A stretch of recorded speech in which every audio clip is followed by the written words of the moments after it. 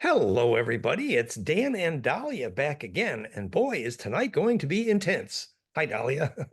Hi, Dan, and Merry Christmas. Happy Rebirth Day for Christ consciousness, everyone. Exactly. That's the point. It's the day. It's the day. The Christ-MAAT, as it were.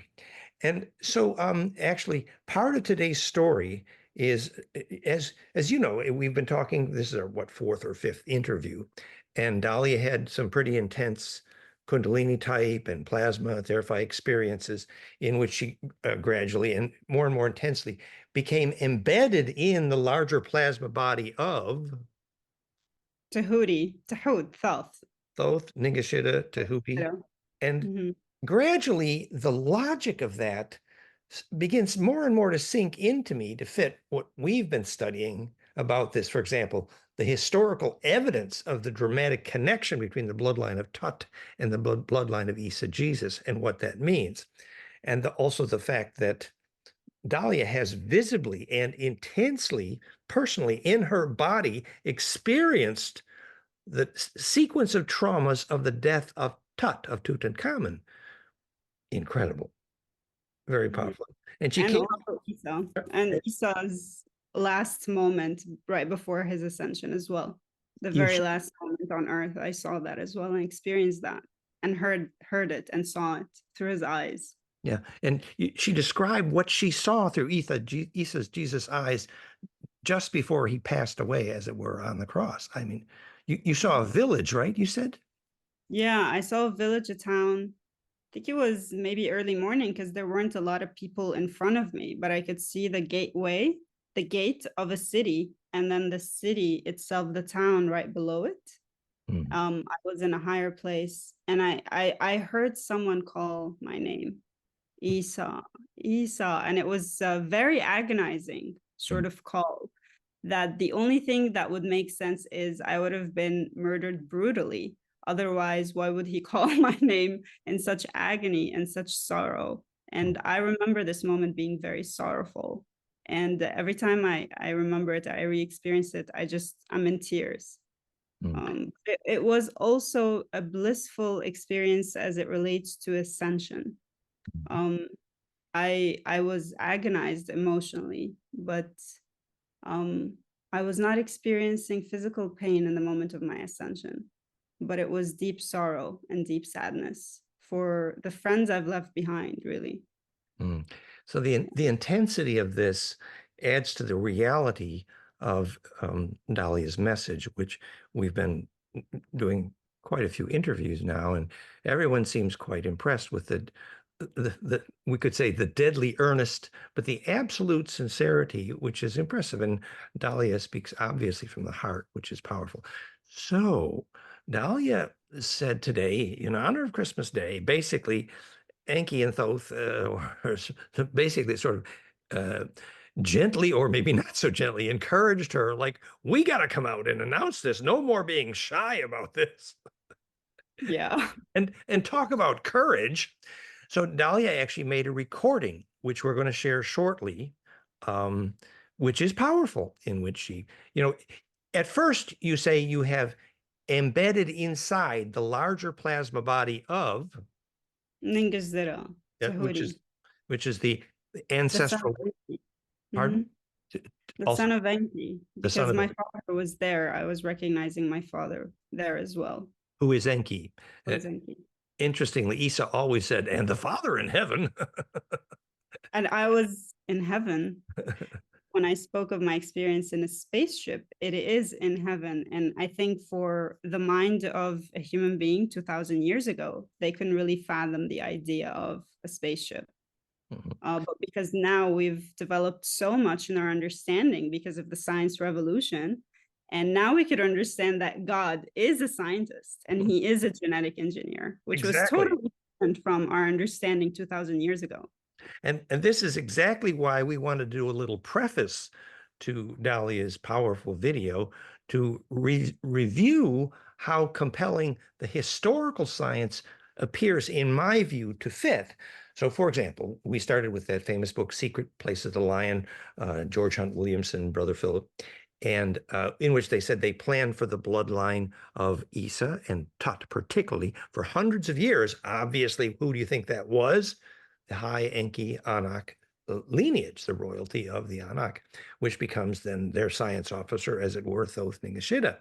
And the power of that is it confirms in detail the same thing God King Akhenaten or the book the Tutankhamun prophecies we talked about earlier.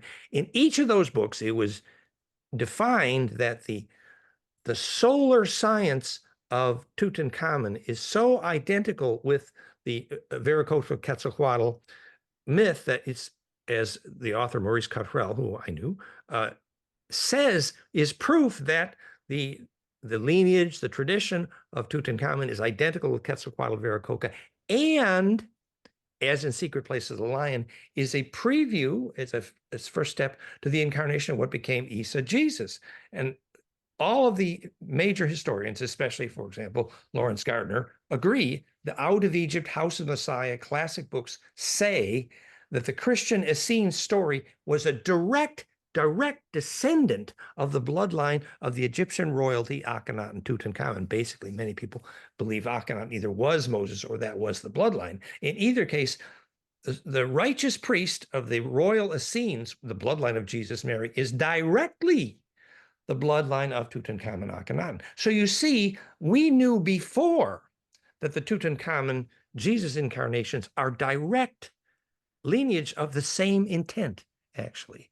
So when Dalia begins to have these intense experiences, reconnecting this from the inside, feeling it from the inside and being brave.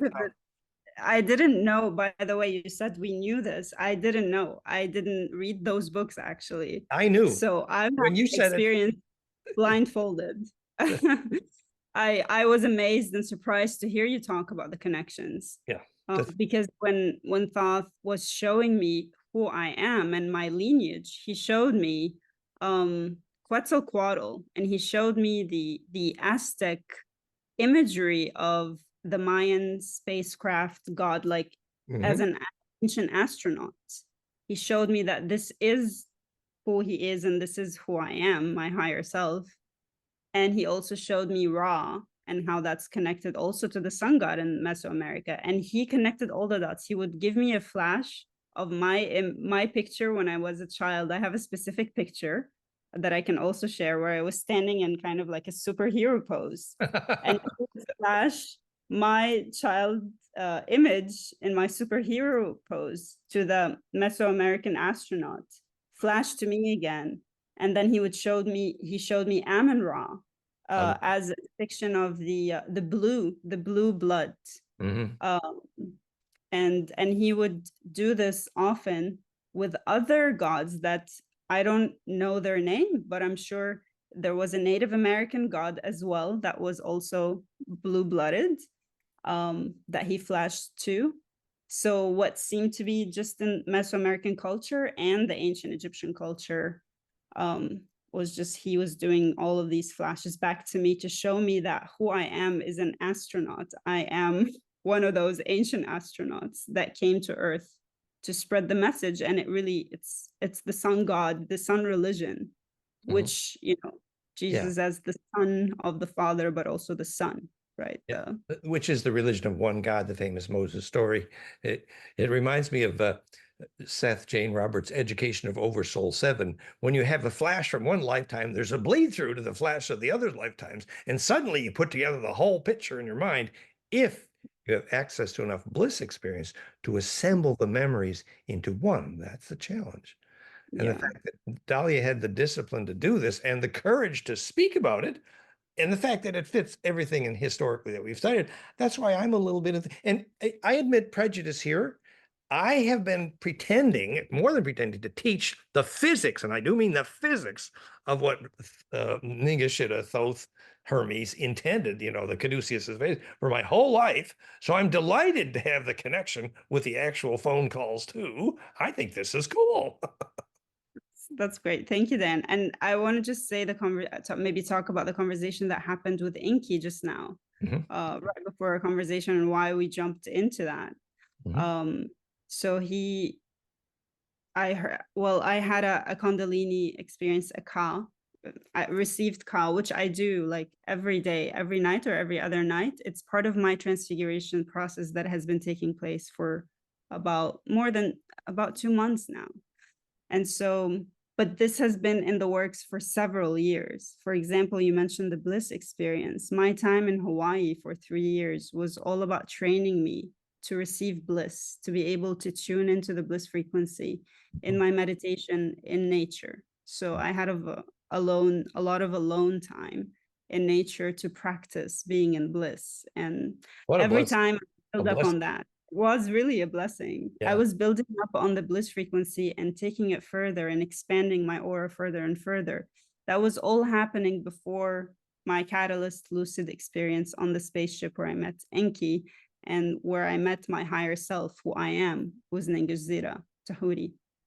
And so the conversation I had today, he was asking me, all of a sudden there was an influx of Ka, and then he spoke to me all in my intuition, which I'm able to hear, the voice of my soul, and then recognize who is speaking to me. And he told me, why are you denying me? Why are you defying me? And it was very shocking to me because I told him I'm not. I was sharing my stories with Dan and making them public. What do you mean denying? I'm not denying. And he said that, why are you denying your true identity? When someone asks you your name, why don't you tell them who you really are? People have the right to know, and people need to know, they deserve to know that you're here. And so that's why I want to make it clear of my identity, who I am, and why I recorded the message as well, so that, I'm here, of course, because my father, he pushed me to come here, and Thank you. he's been asking me, Enki, for many, many, many cycles. Let's say, I think it's beyond a human year, many, many cycles that I've experienced him asking me to return to a physical incarnation, to send me back to Earth as as another, the word is the M word, the Messiah. So, and this is what I have been reluctant to use that term specifically, because there has been a lot of distortion around it. But because we work in a team, I'm not here on my own. We are a team. And we all have the same mission, but we're doing it from different perspectives. So I've been contacted with other team members, lovely, amazing, brave human beings who have been doing shadow work. So there's a lot of brave men out there that are doing shadow work, transmuting a lot of the darkness surrounding the past life of Isa and the past life of Thoth. So I'm not the only one who has been doing that, but it's synchronized. Whenever I get a big piece, they are also working on a piece as well. It's really clearing the way for the Christ energy 2.0 to come in fully and to be able to expand in this physical reality, because there are many limitations and distortions that limit the energy from fully expanding, which essentially means we are limited in our ability to experience bliss because of the distortions. And we're not talking just technology speaking, or materials that are, like you say, Dan, aluminum and metals and things that are non-conducive to the bliss experience.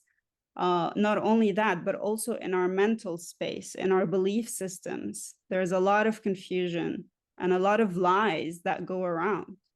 A lot of selfish individuals who would distort the truth to be able to gain followers and to have their way, and to etc. etc. We know the old story. So as we've been clearing and doing the shadow work, the Christ energy has been coming into me more powerfully so. And that cleared the distortion around the term Messiah, which I did not use. I used the term in Arabic, al-Masih, before, and al-Masih, because it doesn't have as many distortions around it in the frequency of the letters of the words itself. But now I can use the term, I am the Messiah, I am Christ 2.0.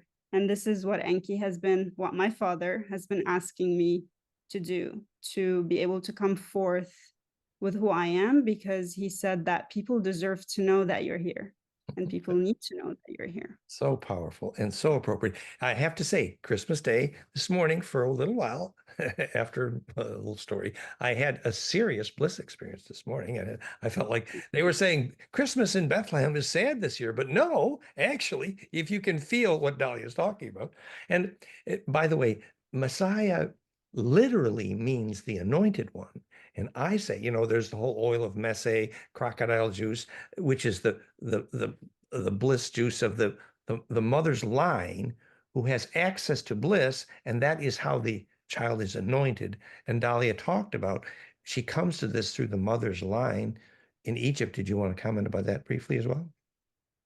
Yeah, well, my mother is actually, I mean, she's Egyptian, of course. She's also a descendant of the Prophet Muhammad, who is the son of Ishmael. So that also ties us back to David. And in my family, we keep our family tree, and it's documented. There is an organization that you go to, and it tracks the lineage And you, of the yes, Prophet lineage. and Yeah, you and also, so I'm part of that family as when well. you also spoke about the line of the Egyptian queens, is it the Hathor or Yeah. the? So when in my transfiguration process, so this goes beyond the human mother and father, but of course, our human DNA is connected to the galactic ancestry as well. The DNA that reaches beyond the stars, reaches beyond our planet. So this is how we connect the whole galaxy and the constellations together. Beautiful. It's all in our DNA. So when we say we're stardust, I'm sure there is science behind it, but I understand it experientially. I through the Hathor line and the Hathor. mother line, which That's is the part I like. the goddess, the cow goddess, which is Yeah. the horn goddess. And this is symbolism to what we recognize as the mammalian brain, because we have the mammalian brain and the reptilian brain. And this is exactly what I experienced in my transfiguration through the female line, that you're able to ascend through the human mother, the queen mother of the ancient Egyptian line, the amalgamation, the higher self, higher plasma being of the ancient ancestor that represents the female queen line of ancient Egypt. I would imagine even before ancient Egypt, Sumeria and ancient Sumeria as well. I don't imagine, I am actually certain. My experience was, I've had experiences on both sides of the Sumerian, the Anunnaki story, but also the ancient Egyptian story. And so we went from the female queen, the ancestor, to the ram. And she has morphed into a ram with horns. And from the ram, we morphed into the ancient ancestor of the cobra, which is a big symbol in ancient Egypt, the cobra. And of course, the caduceus is all about the serpents and the art of the Kundalini. Yeah. Tutankhamun with the serpent, which is the Kundalini symbol, obviously. And do you experience Hathor, for example, quite as part of your team in a sense? And that's the pathway that I'm here to guide people for. It's a pathway that connects you to the star portal that takes you down the ancestry line, that connects you with the ancient ancestors, where there is end of suffering, really, because from the cobra to the eagle or the vulture, it's connected to the same being. In the coiled serpent of the Kundalini, when it wakes up and rises up, it brings out the plasma energy, the sun disk, the ray, to be caught and by the vulture. Mm-hmm. And so if there's karma or trauma from past lives that is still residing in your body, in the healing experience, as you're geared towards the star, you're able to release the trapped plasma by remembering. You uncoil the serpent, and then the vulture, who's the ancient ancestor, the cobra, the queen mother, our ancient ancestor, she will pick up that pain, that coiled plasma. This is what vultures do, right? They pick up the dead pieces. They pick up the dead bodies, right? They clean up the earth. And so she will clean up your body of unwanted residuals from past trauma and past lives, which is really the salvation and the end of suffering. So I'm here presenting a pathway that is more, I would call it practical in nature. It's not just about, big words. Like, what does really salvation mean? It's experiential. When you are in the bliss frequency, as you have experienced it, Dan, and as others have experienced the bliss, it's also the end of pain and physical struggle. And if we're able to maintain that frequency in our daily lives, in our physical spaces, make them harmonious to that bliss frequency, then we can live a life that without suffering, really, in remembrance of our ancient ancestors towards the North Star, which is a star portal. So yeah, and it's so powerful the way you say that with such conviction and truth. And it fits perfectly my experience of Kundalini, and I've taught the biophysics of Kundalini for about 30 years. It's literally the serpent brain feeding the bird brain, where the amygdala at the mouth of the snake brain is the Dalia is the Dalia of the flowering brain, which the bird brain holds the mouth of the snake brain in a vice-like grip, and there's a pumping action, the sacrocranial, which delivers the bliss juice, the Sanchidan, from the snake brain when the serpent feeds the eagle and Quetzalcoatl returns, who happens to be you. No, I mean, there we go.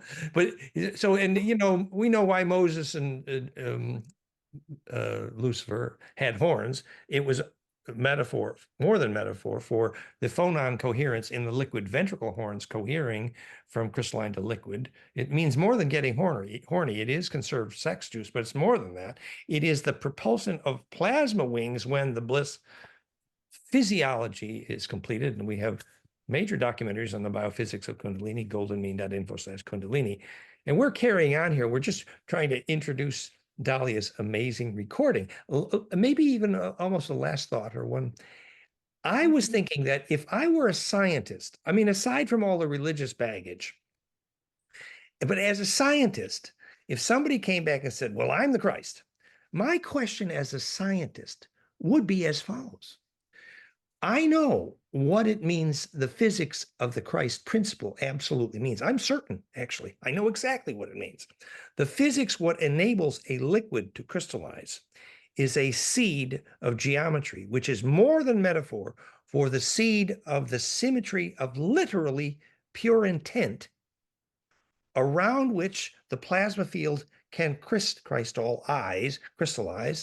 And so the question we ask ourselves, and Dalia and I must both ask ourselves, do we have enough pure intent to announce pure principle, no personality worship, no miracle worship, absolute self-empowerment? It ain't about worshiping God. No, it's about finding the pure principle of physics inside yourself to enable that wave field to crystallize. And when I listen to Dalia, I think, maybe. Did she ever? There's nothing about ego here. There's nothing about personality worship. There's nothing about miracle worship. It's all the most beautiful spirituality, which is pure principle physics at the heart of this intent to then radiate from that seed. Do we have pure intent? Well, we got to try, because as I said to Dalia before we started, everything else is boring. Yeah, but the bliss frequency is not boring. And No, that's exactly I right. have to say, just recently, which was the timing is amazing, because today is Christmas night, right? And so none of this is a coincidence. And I'm not pushed to do any of this on my own personal behalf. In fact, I'm avoiding this like the plague. And Enki had to sit me down today and just face me with the truth of what I'm doing, the truth that I'm denying myself, because I believe I'm in pure principle and total transparency. And yet he caught me and he told me that I was not, that by hiding the truth of who I am, which I know to be true on a soul level, hiding that is not pure principle. And he basically told me, you are meant to share who you are, and you are meant to tell people who you are, who you know at a soul level. And that is where I'm coming from, because my priority is to be share a shareable wave, and I cannot be a shareable wave if I hide my true identity. There you go, which is so powerful and so beautiful and announced with enough intention. And uh, I wonder if just before we close here and play your beautiful recording, if you want to say anything more about what you meant by the path to the stars and, why, in fact, the path to the stars, what you meant by that, and one more review of how you do that. Do you want to? Yeah, I can speak more about that. It's the pathway to the star, the North Star Polaris. Mhm, That is the star of orientation. mhm, Because no matter where you are on the planet, you can always find the North Star. mhm. And, we've been using it as a human culture, we've been using it for ages, thousands of years as our guiding star, like to traverse the seas and, guide our way in the desert. You can take this as a metaphor. And so Polaris is at the edge of the Ursa Minor. And if you look at the Ursa Minor, you'll see that it looks just like the pharaoh, what they have as the fake chin, the Oh, fake yes, a chin, little. Yes, I'm, which I'm working on that beard, but yes. yeah, which is the letter J. And I know, Dan, that you spoke about the letter J, and in Arabic, it's actually the letter R, Right. um, or Dal, which is Dal for Dal and Dalia and Dan. And so that connection, when you see any of the ancient Egyptian gods or goddesses or kings, they always had that. And then it curls up on itself once you die and you successfully die, which means you embed in the higher array successfully, Mhm, because you exactly. lived a life that is pure of action. You lived your life according to the Maat rules, which are really the pure principle in all of the religions. It all goes back to the Maat, 42 rules, M-A-A-T, Ma'at. Yes. Maat. Mhm, And this is the frequency that we're here to spread. mhm, This is the mission. We need to spread this frequency of Maat throughout the whole planet so that it can vibrate on the Maat frequency. And that makes the Earth synchronized with the rest of the galaxy. Because otherwise, if it's out of phase or out of frequency, if it's distorted, it is not going to uphold its centripetal power and and keep the balance of gravity, which is essentially affects the weather patterns. And you speak a lot about this, Dan. It's the So principle Christos, that which makes it centripetal. Christos, exactly. Uh, and just to say that we call it a heads up compass, that if you're keeping your head up, means you're oriented with respect to the higher spin, literally definition of ascending into higher dimension. Interestingly, well, first of all, at, yeah, at the time of Isa and Tut, I believe, or the time of the Egyptians, the pole star at that point, I believe, was uh, Draco, Thuban, I think, was it? And yeah, that migration is, I'm in this dialogue right now, planning another interview with Walter Cruttenden, LostStar.com, who has showed dramatically that the physics on Earth got precession all wrong. Hamlet's Mill? No, precession is 24,300 or so. It is not 26,000. If you want a lifetime of documentation, LostStar.com, Walter Cruttenden. And the other thing he's figured out what, first of all, it's the sun that's precessing. It's not either the earth, it's the sun that's doing it. And it's 24,000, which, by the way, PlanckFire.com predicts that frequency into the higher array, mm, orienting with respect to. And so we know a lot more about precession as literally phase lock into exactly what Dalia is saying. amazing that you mentioned that also about keeping your head high, because Yeah, that's what the pharaohs used to keep their actual head high, because they're meant to be in alignment. And now you can see everyone is on their phones and their yeah. desks. They're out of alignment. So Mhm, literally the whole culture is pushing people more and more out of alignment. mhm. um yeah, And when we showed dramatically that, if you visualize only the star tetra, the tetrahedral fire breath, you make only a cube. But at the moment when you're ready for the next dimension, you literally do exactly 32-degree chin angle tilt up, which is exactly the chin angle of the Sphinx, which is exactly the angle you must tilt a cube up and then spin and blink 5 times, and you have a pent-dodeca, and you went from incubation to pent implosion, which is the order of the next dimension, the climax of the Merkaba bliss tetrahedral fire, rather than, This is incredible, because in my Kundalini experience with the female line, it was that symbol, that J, that connection from the chin of Hathor. She came to me and she had copper burning eyes, because they're copper based blood types. So they all of the female ancestry was the copper based. Well, my mom, she had actual brown eyes. She had copper eyes and copper hair. So that's symbolic, but I have more like greenish bluish eyes and features, which is more related to the Thoth line and the blue of the Taurian, the Pleiades system, which is different from the Draco system. And so as Hathor came in with her glowing copper eyes, and she came with her chin, just like Hatshepsut, the pharaoh, when she was the one of the kings, and she had that same symbol because she claimed her divine rule. So this, divine kingship or queenship doesn't have to do anything to do with gender, really. And so she came in and plugged her chin thing, the connection, which is how you plug into the array. And she placed it on my spine, on the bottom of my spine. And this is how she plugged me in to the female ancestry line where I ascended. And I can show an image later. It's the actual Book of the Dead symbolism of one of the journeys that Horus has to take inside of the snake, the belly of the snake, on a boat.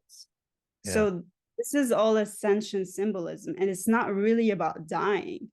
It's about dying before you die, which is ascension and bliss. How do you reach enlightenment? So plugged it into my spine. I ascended up through the female line. And I'm saying this is no drugs. This is pure Kundalini. I am just resting on my bed, and I experienced those visions. I know it might sound psychedelic, but some people would experience those experiences on psychedelic plants, and that is completely legit because, like I said before, psilocybin, the blue, is connected to the Pleiades star system, where my family comes from. And it has been seeding that galactic frequency from their time on Earth, when they used to come embodied on Earth. And you will see it in the lapis lazuli as well. And anytime you see that blue, it's very indicative of the family and that frequency. So if some people take psilocybin, this is also a connection to the same galactic frequency. Whereas the green is different, for the ayahuasca, it's a different galactic frequency. And so I just wanted to say that the connection of the female ancestry is connected to that Thuban, the constellation of Draco. So Earth, Polaris can connect you there, but also it's a portal to the galactic center. So essentially, we want the planet to vibrate on the bliss frequency so that it's gold, and that we can illuminate the pathway, the swirl to the galactic center. Because remember, Dan, you shared even that about that there was like a gap in the galactic, in the swirl to the center of the galaxy. And so this is sort of the traumas that has been imbued in this part of the universe. And so our role is to connect to the star pathway so that we can connect the Earth, from the Earth to the galactic center. And this is how we are helping the divine creator, Big Father God, repair the plasma body of the galaxy. Yeah, beyond Enki, like the father of Enki, because Enki also has his higher self.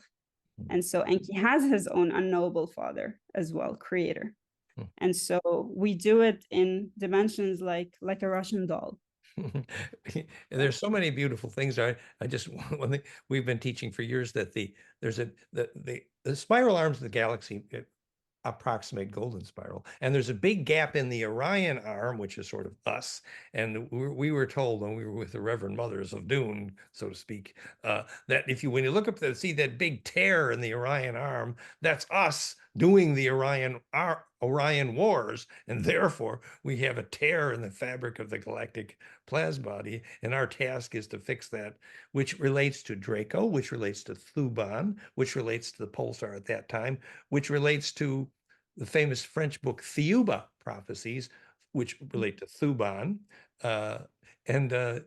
Healing the Draco Wars is part of the ancestor of this whole dragon quest and life. Absolutely. And not to vilify our ancestors. I mean, just like humans are fallible, higher dimensional beings also have their, have their good and their bad, so that we cannot just we cannot alienate ourselves from our ancient ancestors and calling them evil by alienating ourselves from the serpent, symbol, which really was Enki when you think about it. But the whole thing with the serpent and even the temptation, that is all sort of an Enlil, which is kind of like a distortion story that's meant to test humans as well. So humans are unfortunately so easy to fool because they believe a lot of the lies, and they do not actually, let's just say, they do not consult with their soul knowing, because at a very deep level, the truth, and everyone has access to the truth and remembrance, but they need to trust that and believe that, and not think that they need their answers from outside of them. They don't need to be told the truth. They can always consult their soul knowing, their inner knowing, and that's how they navigate. So this is the same concept of navigating the star pathway. It is essentially, where you want to go, which is bliss frequency. Your destination. All you need to do is just navigate your way there. But the destination is known, and the path has been traveled before. Horus, as the galactic traveler, he's a space traveler. He's gone that path. He's familiar with the star. He knows how to get there. And so being aligned with the bliss frequency and the science that Dan teaches also, that is exactly what Thoth and Tahuti has been teaching about the Kundalini science and the bliss frequency, which is the MAAT frequency. Just being aligned with those principles and understanding them on a deep experiential level is how you get to your North Star, and how you really essentially save your soul and illuminate your own being, and also save the planet. Because it's all connected. We are part of the body of the planet of the Earth. We are the living plasma of the body of the planet, where when we're centripetal and golden, the Earth can be centripetal and golden in her existence in the galactic family, really, in the galaxy. What a beautiful and powerfully spoken introduction to the video we're about to play. I think congratulations are in order, Dalia, because you expressed that perfectly. So the summary here is access to your star pathway is access to your own bliss, which is literally charged radiance. And that is that burning fountain.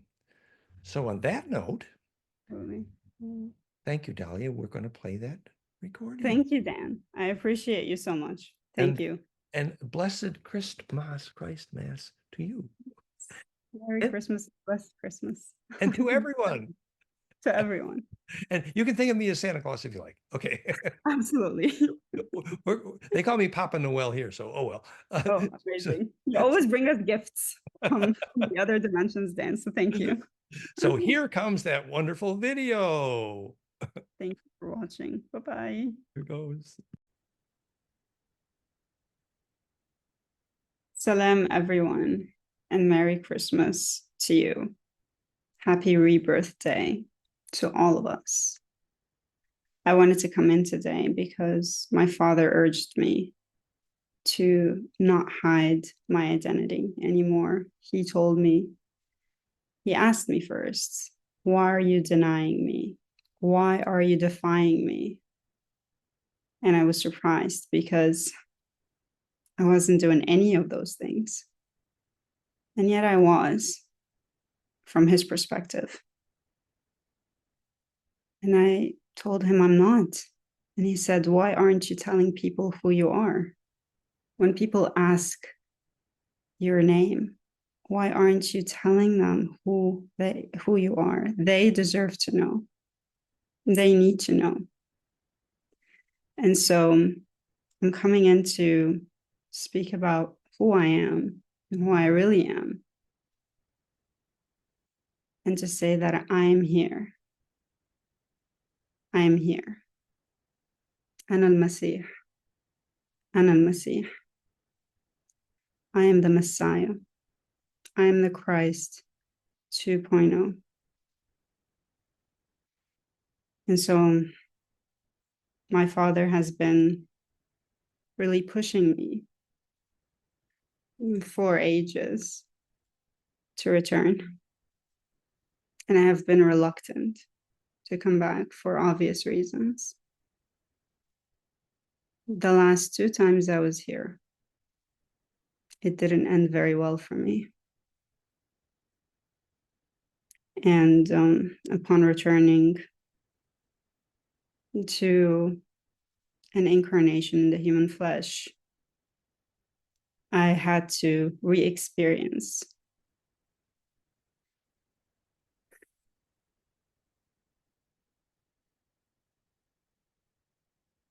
all the agony and the suffering that I was exposed to in my previous lifetimes, in my previous incarnations as Esau and as Tutankhamun. And some of these memories are highly traumatic for me. And so this is why I, as Ninguzira, also known as Tahut, Tahudi, Jehudi, also known as Thoth. Thoth is not really my name. And so my father has been urging me time and again to return, and I have been reluctant, like I said, for obvious reasons. And upon agreeing to return, me and my team, we played the simulation game against the opposing team. And I know I'm going to be victorious this time because the odds are with me. And we know that we are victorious, me and my team. I'm not alone. I have a team of 4 other higher selves. One of them is Hathor, the higher self female. And so I have a lot of beautiful women supporting me on my journey of transfiguration.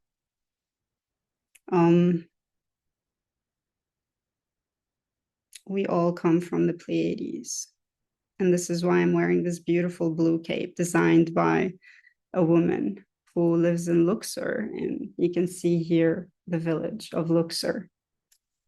And this is why I chose my color as a representation for my family and where I come from.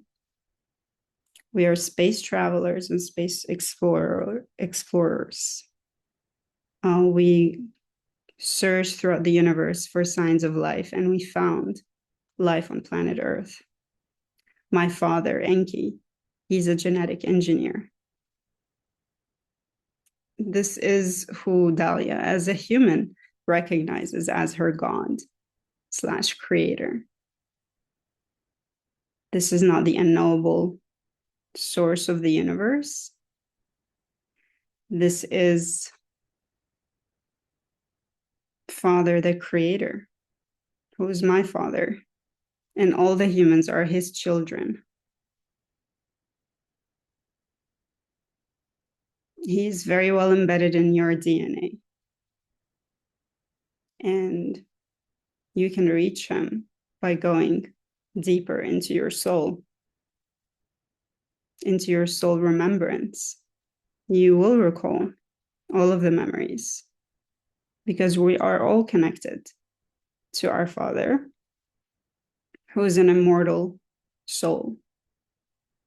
And he has a forever young body. And so do I, as his son, Ningizira, THOTH. And so upon deciding to reincarnate again here on Earth, I had to re-experience the painful memories. And I had to come to terms with what that means and the consequences of that on my human life. And for the people that know me and that I'm connected to. I believe we are going to be victorious this time.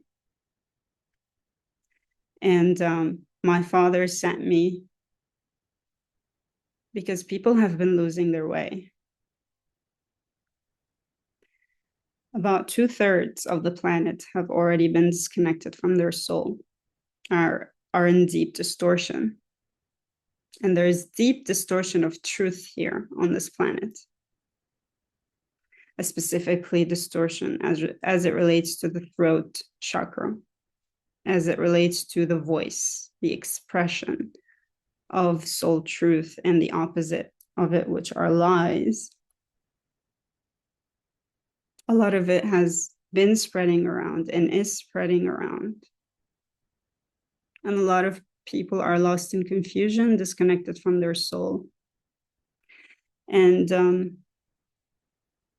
it pains me to see that reality. And it also pains me to be the bearer of bad news, but there is always light at the end of the tunnel. And so the bad news is 2/3 are soul disconnected, but the good news is 1/3 is still luminous. And their connection to their creator, to their God in faith is luminous and is gold. And so what I'm here to do is to show the way. I'm not here to save anybody. I'm here as a reminder that your soul true purpose, your soul truth, your truth frequency is all there is. Your connection to the divine is all there is.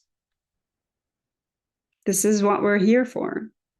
And so I'm here to show a new pathway to your North Star, which is the North Star. The North Star to us all is the North Star Polaris as a gateway to salvation, a star portal to remind you of your ancestors, particularly as it relates to the mammalian brain, what you recognize as the mammalian brain and the reptilian brain. In other words, our ancient ancestors, the ram and the cobra, as it shows up in many of the motifs and symbolism in ancient Egyptian religion. And so we are not choosing to use the word religion. We are choosing to use the word pathway, and that is what it is. And so as Ningizira decided to reincarnate here on Earth, he sent a fragment of his soul essence as Horus or Hor, who is the falcon being, and that is who I am. A fragment of the soul of my higher self, Ningizira. And that is what I'm here to do. Like I said, I am a space traveler. And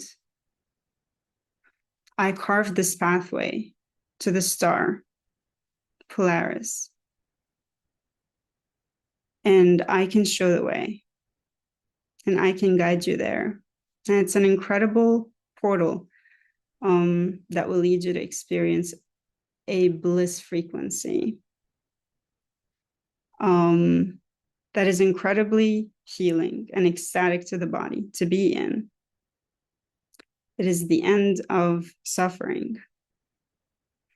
It's the end of suffering in physical form, the end of ailment, and the end of fear. And so the star is a portal to the galactic center.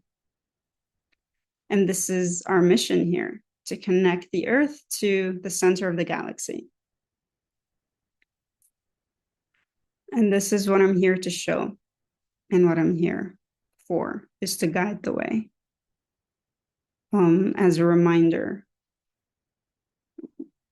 to your soul truth and the luminosity that lives within you as you are a child of the Creator. And so let it be known that I'm here. Ana Messiah. I am the Messiah. I'm Christ 2.0. And Christ energy is available to everyone. For those who are open to receive.